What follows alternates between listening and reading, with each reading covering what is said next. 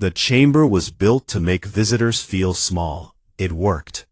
Ambassador Elena Vance sat in humanity's designated seat, the newest addition to the Galactic Council, shoved into a corner where the lighting was worst and the acoustics made every human statement sound thin. 12 elder species filled the circular hall. Their representatives occupied platforms that floated at varying heights, a physical reminder of galactic hierarchy. Humanity's platform hovered lowest of all. She had been here for 6 hours. 6 hours of listening to species who had conquered stars before Earth developed fire, debate the fate of human colonies like they were discussing pest control. The Velthari Dominion's High Adjudicator rose from his platform. His name was Torvis. He had 4 arms, skin like burnished copper, and eyes that held the particular contempt of someone who had never once doubted his own superiority. The Council must address the human expansion problem, Torvis announced. His translator rendered the words in flat English, but the tone needed no translation. Their colonies spread like infection into territories they cannot defend. Vance kept her expression neutral. She had learned that skill in her first month here. Show nothing. Give them nothing. I present evidence of human military inadequacy. Torvis gestured, and a holographic display filled the chamber's center. Ship schematics, sensor logs, fleet compositions, all of it supposedly showing Earth's naval forces. The ships looked ancient, radiation shielding that leaked, engines that burned dirty, weapon systems 2 generations out of date. This, Torvis said with theatrical disgust, is their flagship. The UES Prometheus. The image rotated slowly, a boxy, ungainly vessel covered in what looked like rust. Laughter rippled through the chamber. The Kreth representative made a sound like gravel in a blender, their version of amusement. The Molathon delegates' tentacles curled in patterns that meant mockery. They named their warship after a god who was punished, Torvis continued. How fitting for a species that reaches beyond its station. More laughter. Vance waited for silence. Then she spoke. The Prometheus was decommissioned 3 years ago. Torvis waved one of his 4 hands dismissively. Replaced by something even more primitive, no doubt. The point stands. Humanity cannot protect its territories. The Council should authorize protective redistribution of human colonies to species capable of defending them. Protective redistribution.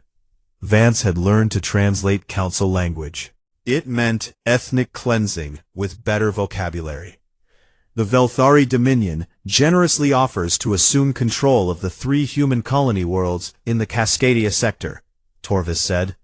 For their own protection, of course. Of course. The vote was quick. 11 species in favor of Velthari protection of human colonies. 1 opposed. Vance cast humanity's lone dissenting vote, knowing it would change nothing. The Council had made its decision before she ever walked into the chamber. This performance was simply courtesy, the polite fiction that humans had a voice that mattered. She gathered her materials and stood. Ambassador Vance, the Council speaker intoned, "Do you wish to make a statement for the record?" She considered it. 6 hours of insults. 50 years of humanity clawing for respect in a galaxy that saw them as children playing with matches. 3 colony worlds about to be swallowed. No statement, she said. She walked out alone. Her footsteps echoed in the corridor outside. When she was certain no one could see her face, she allowed herself a small smile. The particular smile of someone holding cards nobody knew existed. She touched her earpiece. 1 tap, nothing more. 12,000 light-years away, in a region of space that officially contained nothing but dead stars and cosmic dust, a ship that did not exist drifted through Velthari-controlled territory. The UES Revenant was 2 kilometers of angles and silence. Her hull absorbed light, rather than reflecting it. Her engines produced no heat signature. Her mass was distributed through classified technology that made her invisible to every sensor system the galaxy had ever developed. She was not the only ship of her kind. She was simply the one currently positioned to matter. Captain Marcus Cole stood on a bridge that hummed with quiet activity. 40 crew members, the best Earth had. Each one selected for a posting that would never appear on any record, aboard a vessel that would never be acknowledged, running missions that officially never happened. Cole was 53 years old. He had gray at his temples and lines around his eyes that came from decades of decisions that cost people their lives. He wore no medals, because the operations that earned them were classified beyond classification. He was, officially, a civilian contractor who worked in agricultural logistics. His XO, Commander Sarah Webb, stood beside him. They watched the Council broadcast on a screen that shouldn't have been able to receive the signal, but humanity had learned to build receivers that could catch whispers across star systems. "They're laughing at us," Webb observed. Cole watched Torvis present his evidence, watched the chamber mock humanity's ships, watched Vance sit through it with a face like stone. "They're laughing at the Prometheus," Cole said. "The Prometheus was a prop. Still, hard to watch." "Is it?" Webb looked at him. Cole's expression hadn't changed throughout the entire broadcast. He might have been watching weather reports. "They just voted to take 3 of our colony worlds, Captain. They voted to try." On screen, Vance touched her earpiece. One tap. Cole's console chimed softly. A single encrypted burst. 4 words. "Deterrent protocol authorized. Execute." He read it once. Then he opened a ship-wide channel. "All hands, this is the captain. The Council has voted to authorize military action against human colonies in the Cascadia sector. The Velthari Dominion will be deploying a fleet to enforce that vote." He paused. "Our mission parameters have just changed. We are no longer observing. We are no longer hiding. When that fleet arrives at Cascadia, we will be there to greet them." He closed the channel. Webb exhaled slowly. 50 years. 50 years. 50 years of letting them laugh, building in secret, watching them dismiss us as primitives. Yes. And now? Cole looked at the frozen image on his screen. Torvis, mid-laugh, forearms spread wide in theatrical contempt. Now they learn why we let them laugh. The Revenant altered course, silent, invisible, a ghost, moving through the dark between stars. Behind them, in council chambers across the galaxy, species who had spent half a century cataloging human weaknesses continued their comfortable routines. They attended their ceremonies, made their plans, drew their maps of territory they assumed was theirs to take. None of them looked at the empty spaces between stars. None of them wondered what might be hiding there. Fleet Commander Zorath stood on the bridge of the Divine Mandate and watched his armada stretch across the stars. 200 warships, heavy cruisers, destroyers, carriers loaded with fighter craft. Enough firepower to crack a planet's crust and boil its oceans. Against this, the humans had 7 patrol frigates defending the Cascadia colonies. 7. Zorath allowed himself a moment of satisfaction. This would not be a battle. It would be a demonstration, a lesson to humanity and every other young species watching. The galaxy belonged to those with the strength to hold it. Humans had neither strength nor the wisdom to accept their place. His officers had set up a celebration in the forward lounge. Wine from the Velthari homeworld, delicacies from conquered territories, music and laughter that drifted through the ship's corridors. Zorath did not join them.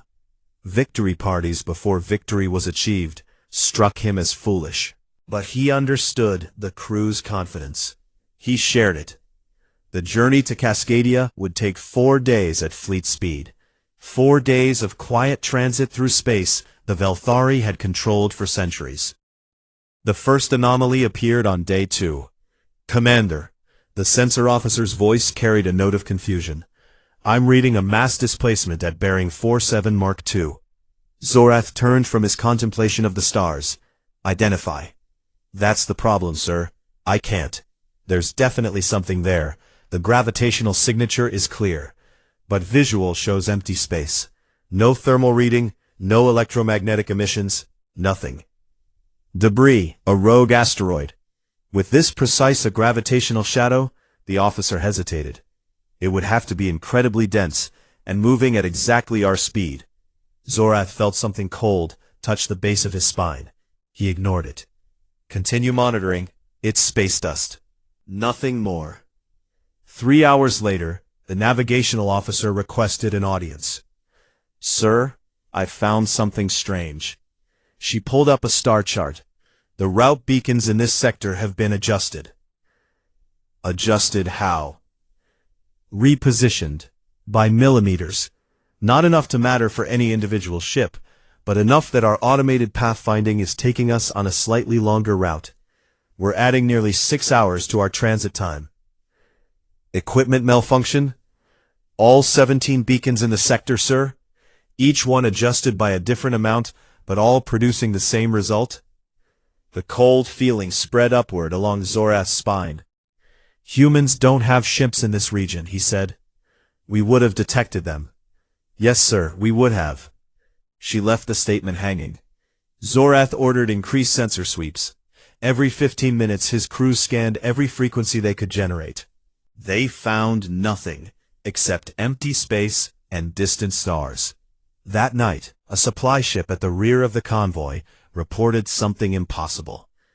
The crew had noticed a cold spot on their hull. External temperature monitors showed a localized drop of 40 degrees in a patch roughly 2 meters across. No explanation, no damage, just cold. When they sent a maintenance drone to examine it, they found condensation on the hull, frozen moisture that had formed in the shape of a handprint. The handprint had 6 fingers. Velthari had 6 fingers. Zorath read the report 3 times. Then he ordered it classified, and the supply ship crew transferred to quarters where they couldn't spread rumors. Someone was playing games with his fleet. Human games. Human tricks, designed to frighten primitive minds. He would not be frightened. Day 3 brought a message. It arrived on a narrow-beam transmission, aimed directly at the Divine Mandate's communication array. The origin point was impossible, inside the Velthari formation, from a location where sensors showed absolutely nothing. 2 words, transmitted in the Velthari language. "Turn back." Zorath stared at the message until his eyes ached. Then he ordered a full sweep of the area surrounding the origin point. Nothing. Empty vacuum, stars and silence.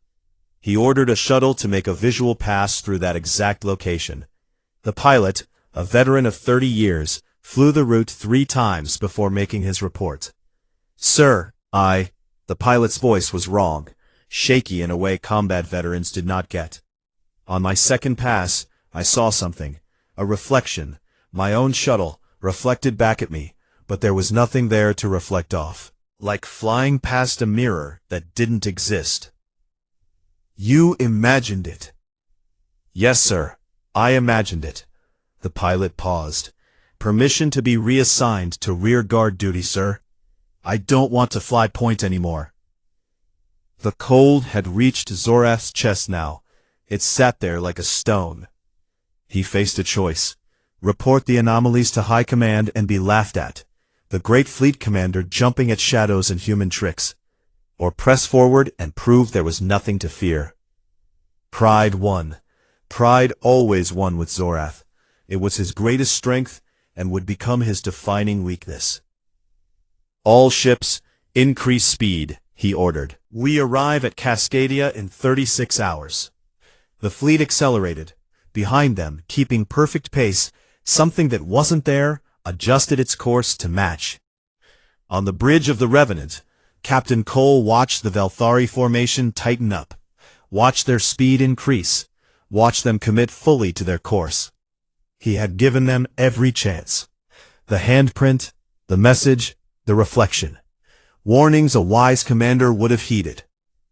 Zorath was not a wise commander.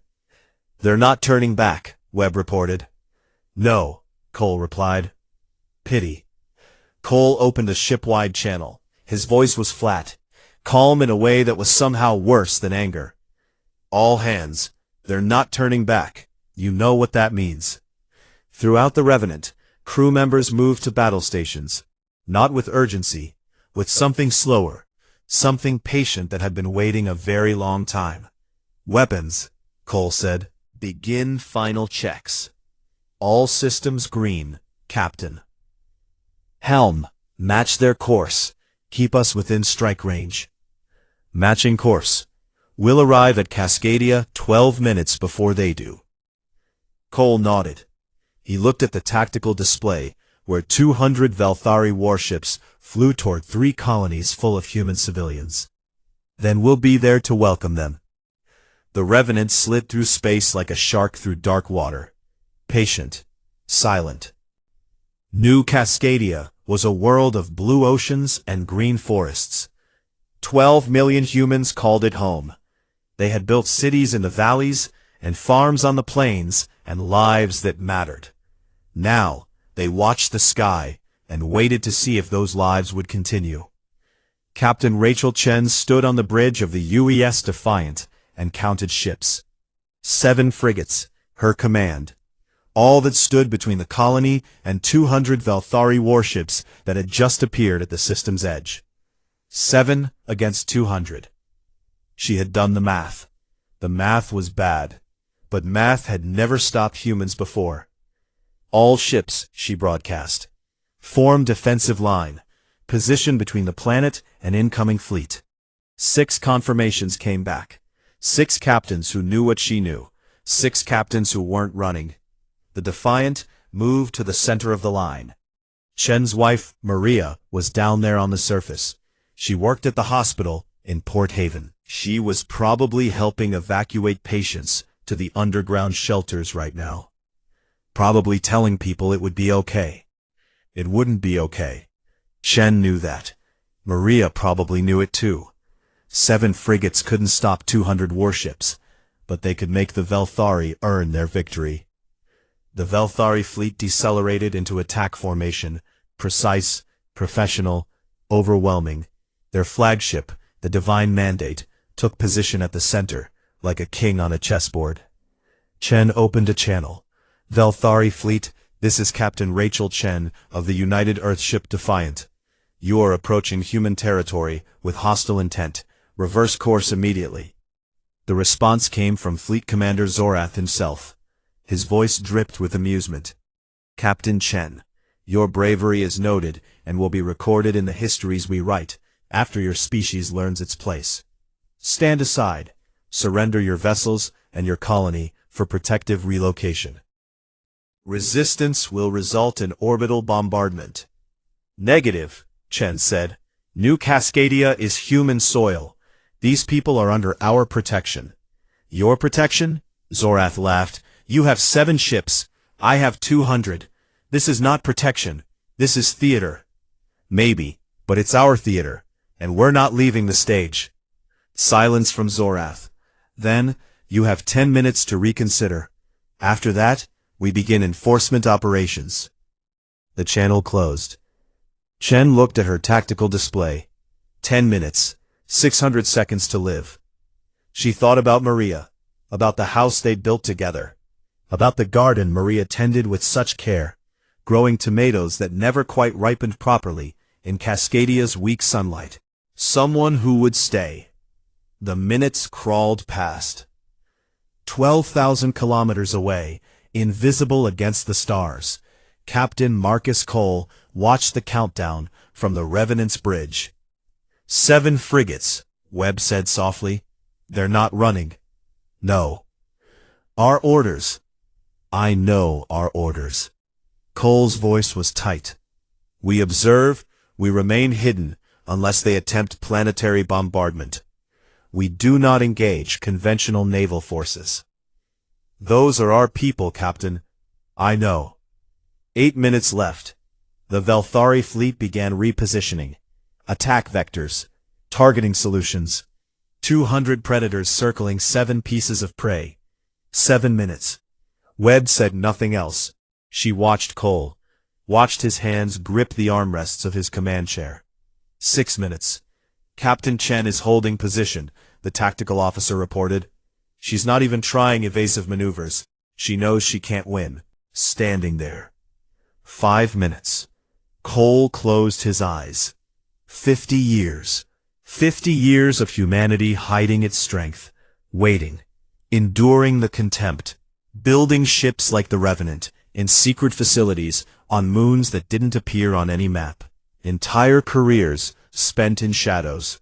Families never formed. Lives sacrificed for this moment. And what was this moment? Watching 7 brave captains die while he did nothing.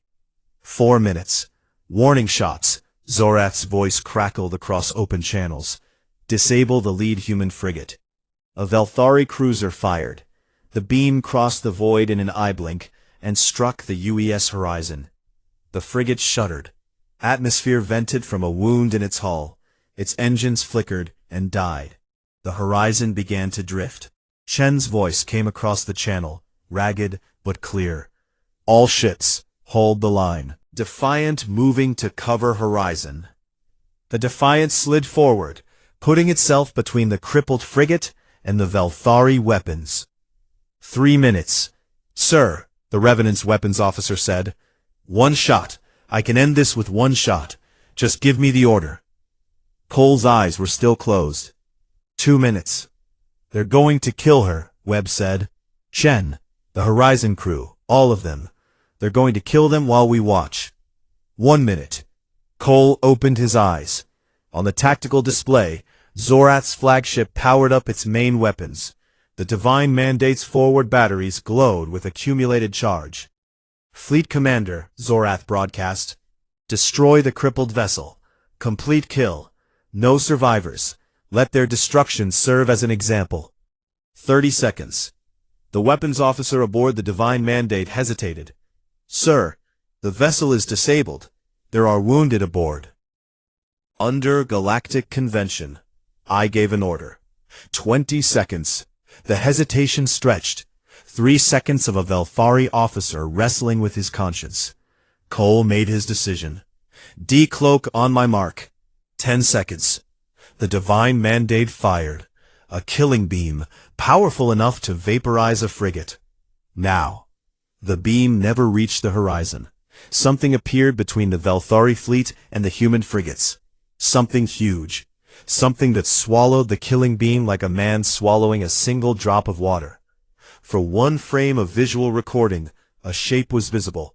2 kilometers of sharp angles and impossible darkness. Then it was gone again.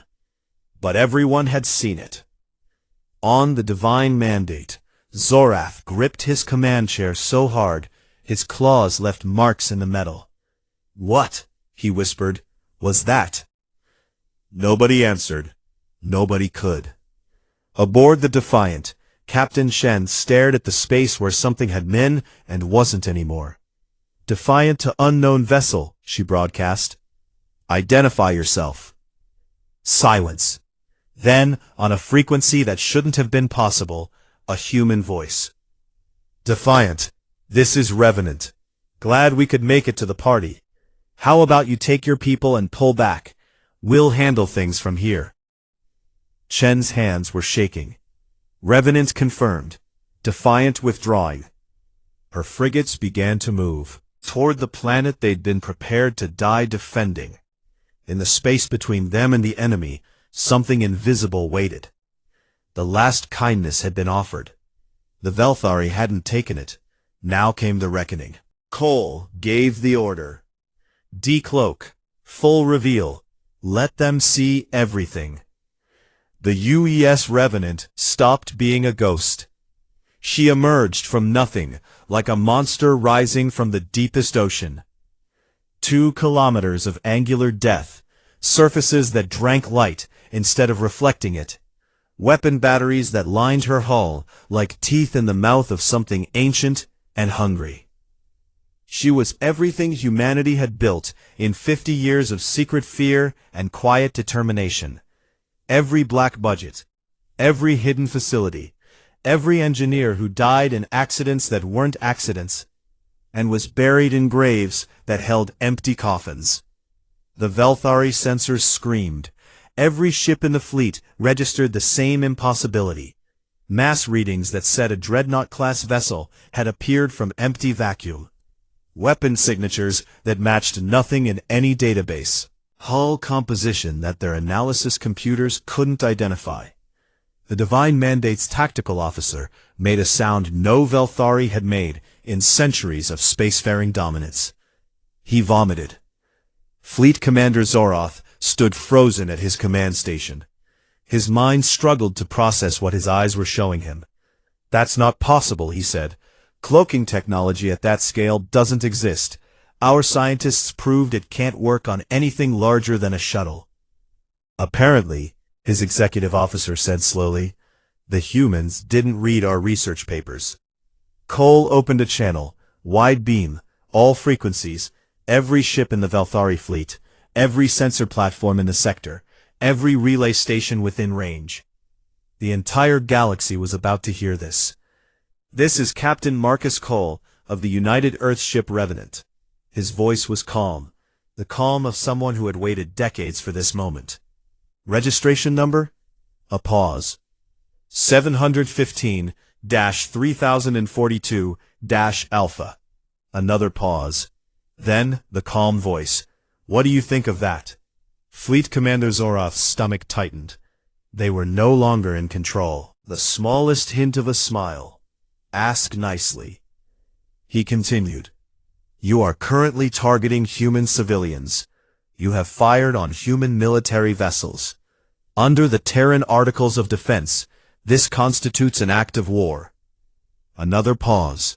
Longer this time. "We accept." Zoroth found his voice. "One ship. You reveal one ship and think that changes anything? We have 200. The Revenant fired.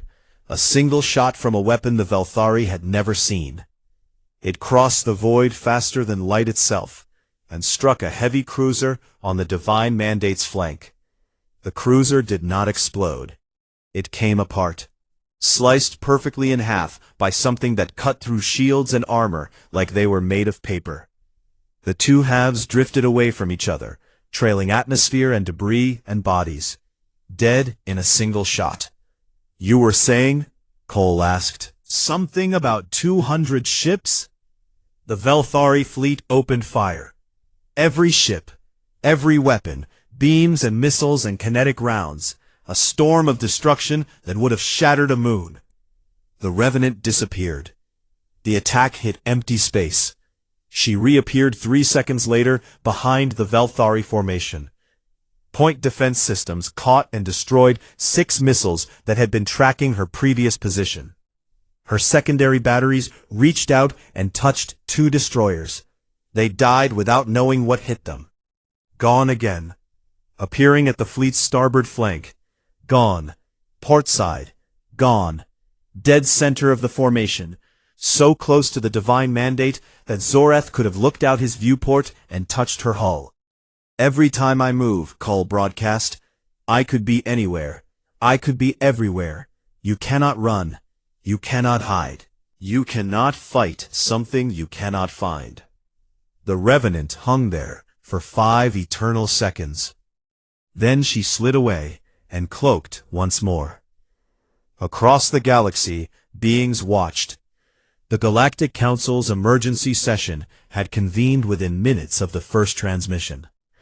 Representatives who had laughed at humanity 3 days ago now sat in horrified silence as tactical displays showed them the impossible. The Kreth Hegemony's ambassador quietly summoned her aides and began dictating recall orders for all military vessels near human space. The Malathon Syndicate's delegate was already calculating new trade agreements. Better terms, much better terms. The Yendari High Council, watching from their homeworld, deleted the battle plans they had prepared for minor territorial adjustments in human mining sectors. Deleted them thoroughly. Erased every backup. In 100 war rooms on 100 worlds, military planners opened new files, started new assessments, invented new vocabulary for threats they hadn't known existed until today. The Velthari fleet was breaking, not from damage. The Revenant had killed 3 ships, 3 out of 200. But she had proven something worse than the ability to destroy. She had proven that they couldn't touch her. Ships scattered. Captains abandoned formation without orders. Some made for the system's edge and FTL distance. Others simply fled in random directions, desperate to be anywhere else. "Fall back," Zorath screamed. "All ships fall back. Full retreat." The fleet obeyed. 200 ships becoming a cloud of panicked insects, each one trying to be the first to escape. The Revenant let them run. All except one. The Divine Mandate's engines flared to maximum. Zorath's flagship surged toward the system's edge, toward escape, toward safety. The Revenant matched velocity, stayed exactly 1 kilometer off the flagship's stern. Visible on sensors, visible on viewports. Unhurried, patient. "You're not leaving," Cole's voice came through. "Not yet." Zorath ordered more speed. The Divine Mandate gave him everything she had. The Revenant stayed on his tail like she wasn't even trying. "Where are you going, Fleet Commander? Back to tell your government what happened here? Back to explain how 200 warships ran from one?" "What do you want?" Zorath demanded. "I want you to understand something." Cole's voice hadn't changed. Still calm, still patient. "For 50 years your species laughed at us, called us primitives, divided up our territory like we weren't even in the room. And we let you. We let you because we weren't ready. Because we were still building, still learning, still hiding." The Revenant closed to 500 meters. Close enough that Zorath could see her weapon ports, each one large enough to swallow his flagship whole. "We're not hiding anymore." The Divine Mandate's engines died. Not from damage. The Revenant hadn't fired. But somehow, something had reached into Zorath's ship and simply turned things off. His flagship drifted, dead in space. And the Revenant paced her, circling slowly, like a shark, around a wounded swimmer. "Prepare to be boarded," Call said. "We have terms to discuss." In the council chamber on Nexus Prime, the Velthari High Adjudicator watched his people's flagship become a trophy. He said nothing. There was nothing left to say. The galaxy had just learned a new word. The humans called it deterrent. Everyone else was learning to call it fear. Fleet Commander Zorath sat alone on the bridge of his dead ship. His crew had fled to the escape pods hours ago. He had given them permission. There was no shame in retreating from something you couldn't fight. He understood that now. He remained because he was the commander, because this was his flagship, because running would not undo what had happened here. The human ship still circled outside, patient, endless, a predator that had already won and was simply waiting for its prey to acknowledge the fact. Zorath had spent 30 years building his career. He had commanded fleets that conquered star systems. He had stood before the Velthari High Council and received medals for victories that expanded the Dominion's borders by light years. None of it mattered now. He heard them before he saw them, footsteps on metal. Human footsteps, moving through corridors designed for species with different legs. The bridge door opened. 4 soldiers entered first. They wore armor that looked like shadow given form, carrying weapons that hummed with contained violence. They swept the room with professional efficiency, and then took positions by the door. Then came their captain. Marcus Cole was not what Zorath had expected. The human was average height, average build, with gray in his hair and lines around his eyes that spoke of years and hard choices. He wore a uniform without decoration, no medals, No rank insignia beyond a simple bar on his collar. He looked like someone's grandfather. He looked like the most dangerous being Zorath had ever met. Fleet Commander. Cole's voice was the same as it had been on the broadcast. Calm, patient. I'm told you didn't run with your crew. My place is here. That's not common these days. Captains going down with their ships. Cole walked to the viewport. Outside, the Revenant hung in space, her massive form blocking the stars. I respect it. What do you want? Cole turned. He held a datapad in one hand. He set it on the navigation console between them. You're going to deliver this to your government, Cole said. A treaty. The terms are straightforward. Immediate withdrawal from all human territories. Reparations for the colonies you attacked. A formal council acknowledgement that humanity possesses military parity with the elder species. Zorath looked at the datapad without touching it. And if we refuse? You won't. You seem certain. I am. Cole clasped his hands behind his back. Because you're going to tell your government what happened here. You're going to explain that your fleet, 200 of your finest warships, ran from a single human vessel. And you're going to tell them that we let you run. We could have killed every ship. We chose not to. Mercy? Demonstration. Cole's eyes were hard. We don't want war, Fleet Commander. War is expensive and messy, and people on both sides die for reasons they don't understand. What we want is to be left alone, to build our colonies, to raise our families, to exist without the rest of the galaxy treating us like children who wandered into traffic. He stepped closer. Your government will sign this treaty because the alternative is finding out how many ships like the Revenant we have. And I promise you, they don't want to know the answer. Zorath asked the question that had been burning in his mind since the moment of first contact. How many ships like this do you have? Cole smiled. It was not a friendly smile. Ask nicely. He turned and walked toward the door. His soldiers fell in behind him. At the threshold, he paused. We'll release your ship once you've entered FTL. Safe journey, Fleet Commander. I hope we don't have to meet again. Then, he was gone. 3 days later, Ambassador Elena Vance returned to the Galactic Council chamber. Same seat, same corner, same terrible acoustics. But everything was different now. The Velthari High Adjudicator's platform was empty. He had been recalled in disgrace.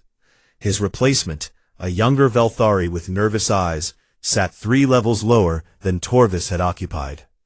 The Kreth representative avoided Vance's gaze entirely. The Molathon delegate's tentacles were held in patterns that meant extreme politeness. Even the council speaker, who had overseen 50 years of dismissing human concerns, now looked at her with something new in his ancient eyes. Caution. Vance took her seat. She arranged her materials.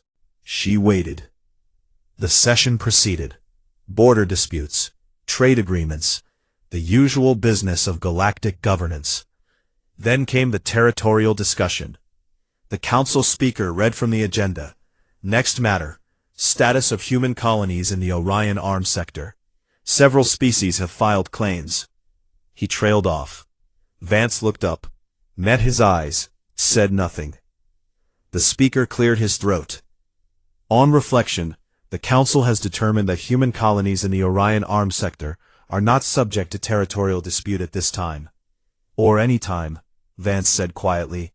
Or any time, the speaker agreed. So recorded. The session moved on. Vance allowed herself a small smile. Deep in the void between stars, the Revenant returned to silence. Cole filed his after-action report from his quarters. The words came easily. He had written reports like this before. Reports that would never be read by anyone without the highest clearance, describing events that officially never happened. Deterrent demonstrated. Enemy fleet neutralized with 0 human casualties. Recommend continued deployment of Spectre-class vessels at galactic flashpoints. They don't need to see us to know we're there. That's the point. He signed it, encrypted it, sent it to an address that existed only in classified databases. Then he went to the observation deck. Webb was already there. She stood by the viewport, watching the stars drift past. "The reports are coming in," she said. "The Kreth have withdrawn their border patrols from human space. The Molathon are offering new trade terms, good terms. The Yendari cancelled something they were planning. We don't know what, but their intelligence services are apparently in chaos. Good. The Council ratified the Velthari Treaty, unanimous, including the Velthari. Also good." Webb turned to look at him. "We scared them, really scared them. That was the idea." "I know." She paused. "Is that what we want it to be? The thing that scares the galaxy into leaving us alone?" Cole considered the question. It was a fair one. "We wanted to survive," he said finally. "Survival sometimes requires becoming something you didn't plan to be." He looked at the stars. "Maybe someday we won't need ships like this. Maybe someday the galaxy will accept us as equals without having to be reminded that the alternative is worse. But today isn't that day." Webb nodded slowly. "What now?" "Now we go back to being ghosts. Watch, wait, hope nobody else needs a reminder." He moved toward the door. "Get some rest, Commander. We deploy to the Kreth border in 6 hours. Another potential flashpoint? I intend to make sure they stay that way." He left her there with the stars. The Revenant slid through the darkness, invisible once more. A ghost ship crewed by ghosts, serving a species that had learned the oldest lesson in the galaxy. Peace was not given. It was not earned. It was not won in council chambers with pretty words. Peace was built in secret, hammered in fear, and maintained by the things that watched from shadows. Humanity had been mocked, dismissed, laughed at. They weren't laughing anymore. On a dozen worlds, in 100 languages, new words entered the vocabulary, new categories of threat, new entries in databases that tracked species capable of genuine harm. In the human military lexicon, there was already a word for what had happened at New Cascadia. They had used it in Cole's original mission briefing, long before a single shot was fired. Introduction. The galaxy had just met the real humanity, and humanity was just getting started.